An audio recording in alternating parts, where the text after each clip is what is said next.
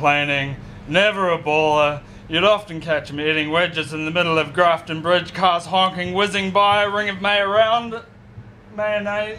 around his handsome jowls. This is the wrong speech.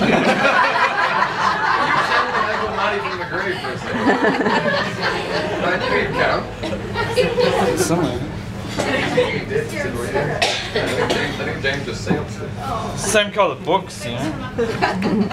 Sounded like Yeah.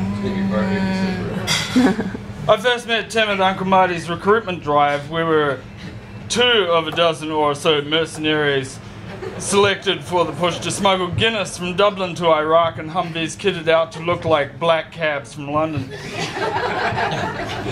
The war rages on, Uncle Marty would say, waggling his finger with a burpy speak. But at least those soldiers and civilians alike can get a drink thanks to our efforts. Tim and I returned to New Zealand, shell-shocked in our fatigues. The horrors we had witnessed, men going thirsty on the streets like so many dogs in the January heat. The images repeating themselves in our minds in still sequential frames. As our psychologist Uncle Marty suggested, we started turning the images to paper. Funny pages, he called them. We tried out his advice, and indeed it was cathartic. However, we were unable to draw them out fast enough. Tim took to red wine, I took to solvents. I soon fell ill while Tim became inspired by his advice. I got a job removing chewing gum from pavements and under school seats. Tim moved to the Yarra Valley to follow his dreams of one day becoming a wine carton designer. I was sitting on the curb picking my teeth on an orange peel when Margaret told me that Tim was getting married. So I moved to Melbourne, and Margaret died, and with her the heart of our hometown, to which we should never return, but probably will and have. Whatever. Chapter 2. When I arrived, I found that Tim and his fiancée, the Angel of Brisbane, had been exiled to the forest. So I rode the blind to the place where Puffin Billy toils. I found Tim there with his Prince Consort, M. Tubad, who couldn't be here tonight. Yeah. Not so consortial. No. They were both lamenting the Angel's capture by the Rakshasa from the south of the river. I see that you are too pained by grief to go on, but fear not. I will recapture your bride-to-be.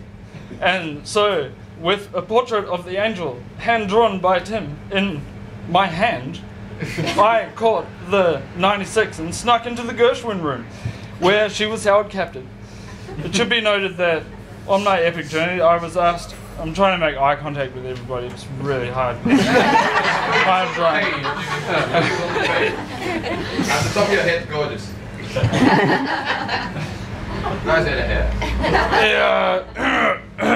It should be noted that on my epic journey, I was asked many times to enter the dragon's mouth. Each time I declined, my mission being of utmost importance. Who are you? Shrieked the Angel, who didn't actually shriek. She's a pretty laid-back lady, really. I just put that in for artistic effect.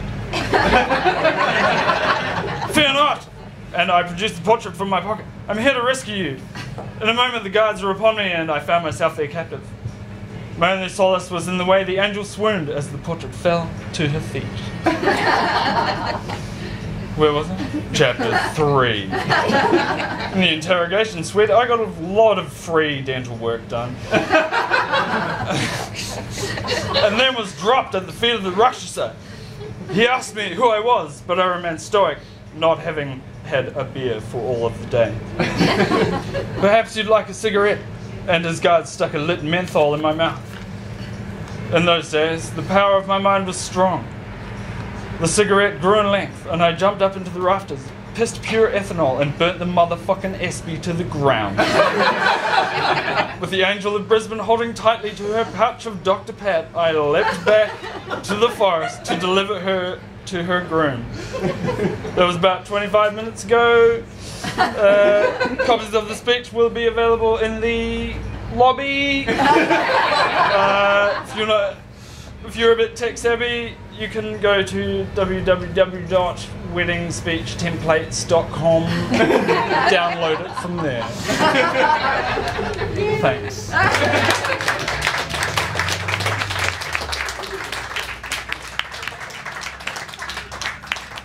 That's beautiful, James.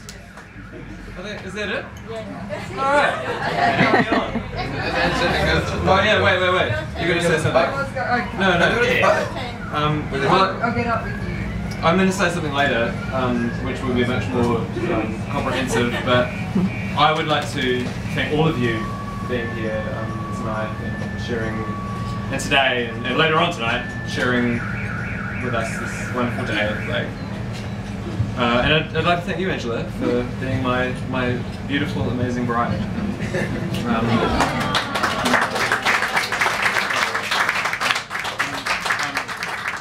It's a cliche, but how I'm the happiest man in the world. There'll be more from me later. Here at the warehouse.